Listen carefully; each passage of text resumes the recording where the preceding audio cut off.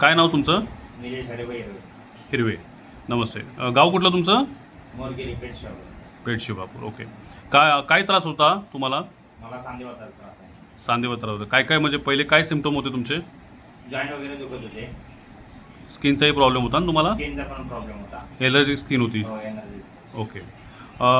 आता मला सांगा किती दिवसापासून घेताय तुम्ही हेल्थ सेवर पॅक? हे आता 1-1.5 महिना झाला. 1 महिना 1.5 महिना झाला. काय फरक पडला हेल्थ सेवर पॅकने? फरक तर पडलेलाच आहे. हं. जॉईंट वगैरे दुखायचे वगैरे थांबलेले.